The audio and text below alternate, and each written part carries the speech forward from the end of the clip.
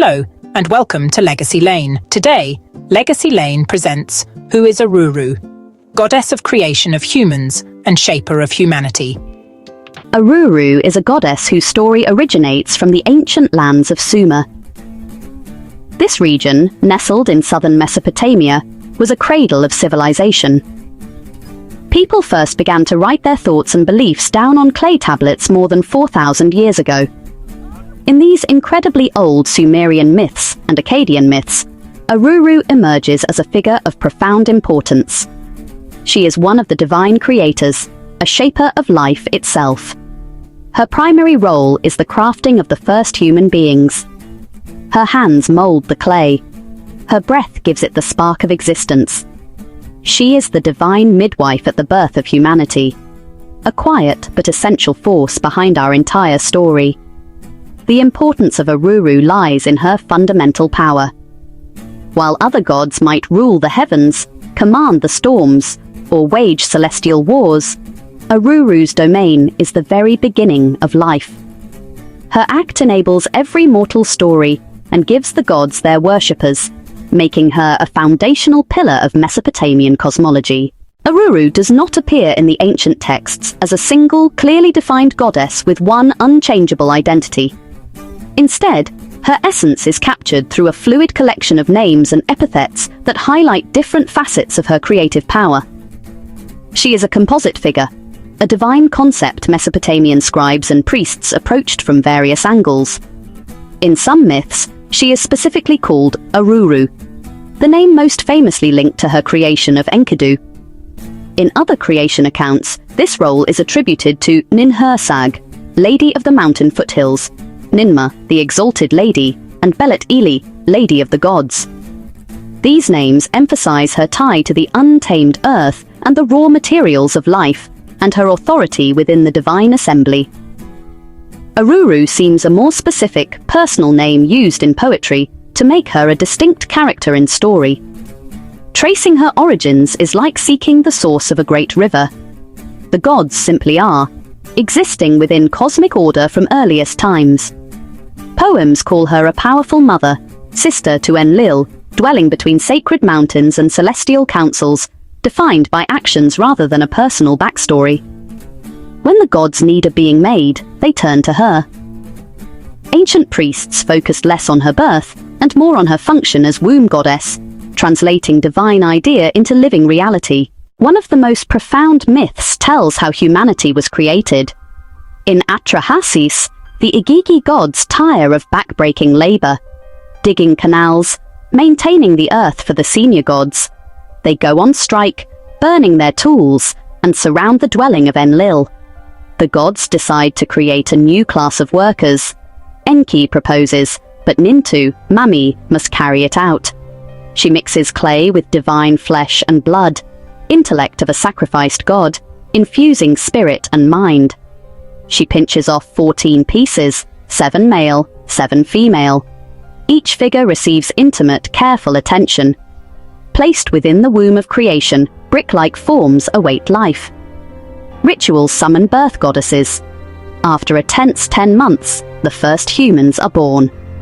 The practical merges with the sacred.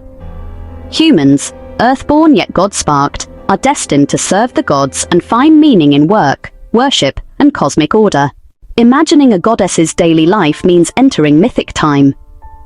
She joins the divine assembly, Anu, Enlil, Enki, Aruru as Belet-Ili, guiding life and destiny. In her private studio, the divine potter shapes new life from riverbank clay and cosmic water. She sings incantations and whispers secrets into the clay. As Ninhursag, she is present in wild lands and fertile soil, in a lamb's birth, in barley sprouting, in a child safely delivered. Prayers fill her day. Harvests, healthy flocks, strength in labor. Priests tend her statue with gifts and hymns, linking human and divine. Rituals feed the gods with honor. For Aruru, worship is the world's thanks. Each day, a quiet labor of love reminds mortals that life came from her hands. Beyond creation, her rhythm is the earth's cycle itself. Gilgamesh, 2/3 god and 1/3 man, rules with boundless energy turned tyrannical. He oppresses his people. No son to his father, every maiden taken. The great gods hear the lament and resolve to act. They turn to Aruru. At Anu's command, she purifies her hands for a sacred task. She pinches off clay, casting it into the wilderness beyond the city walls. From earth she fashions Enkidu, the wild man, long-locked, immense in strength. Born to nature, he lives with the beasts, drinking where they drink. The perfect opposite and perfect match, city king and wild child. They clash in furious wrestling, ending in a draw and a friendship. Together they journey. Enkidu's death drives Gilgamesh to face mortality. Aruru shaped not just mankind, but destinies that propel the epic forward. Beyond grand myths, Aruru is the divine midwife, protector of mothers and infants in perilous childbirth. Expectant mothers wore her symbols and invoked her for safe delivery. Human midwives saw themselves as her representatives, channeling skill and comfort. As Ninhursag, she opens the earth as she opens the womb. Farmers sought her blessing for fertile fields and life-giving waters. Mother of wild animals, she ensures herds continue, each lamb and calf a gift. In a world built on flocks and harvests, her role guaranteed prosperity. Presiding over birth in human, animal and plant, she sustains the cycle of life. She keeps the world vibrant, populated, alive. In every vulnerable moment, Aruru is the steady hand. Her stories endured beyond Sumer's spoken tongue. Successive empires absorbed and adapted the Sumerian pantheon. Myths of creation, Gilgamesh and hymns were preserved meticulously. Names changed. Her creator role remained central. The motif of humans formed from clay spread across the Near East. Khnum molds on a wheel, Prometheus shapes from clay and water. Genesis echoes, formed from dust, life breathed in. While direct influence is debated, the parallels are striking. The divine feminine nurturer persists, transformed in new faiths. Her name dims, but her story of our making endures. The legacy is the archetype itself.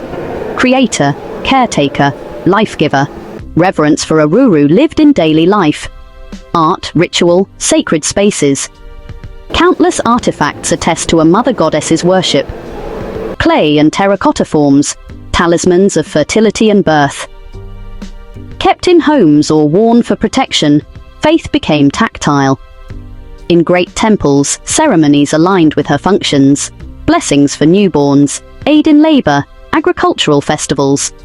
Her image sealed documents with divine protection. The act of shaping clay symbolized creation itself. Myths legitimized midwives, justified temples and priesthood, and dignified labor. Her rites reinforced social and cosmic order. Seeing her image and joining rites, people remembered sacred origins and duties. The abstract became tangible, life, protected by the creator's gaze. Aruru, who shaped humanity from clay, embodies one of history's most enduring religious ideas. Not battles or feuds, but the quiet, essential act of creation is her biography. Divine artisan and cosmic midwife, gentle hands bring forth the first people. Her narratives were preserved, influenced neighbors, and echoed into later religions. The archetype, formed from earth, filled with breath, resonates universally. We seek origins and hope life is a deliberate, caring act. In pantheons of force, Aruru's power is to nurture, to form, to sustain. Guardian of vulnerable moments, symbol of cyclical, life-giving nature. Her greatest creation is the idea that life is a shaped gift. Voices from civilization's dawn tell where we came from. We see her kneel at water's edge, hands of clay, sculpting our beginning. Aruru's shape is the first chapter of our story. Thank you for joining me today on a walk down Legacy Lane. Join me next time as we continue to explore the stories that shaped the world. Until then, take care and keep walking in your own legacy lane.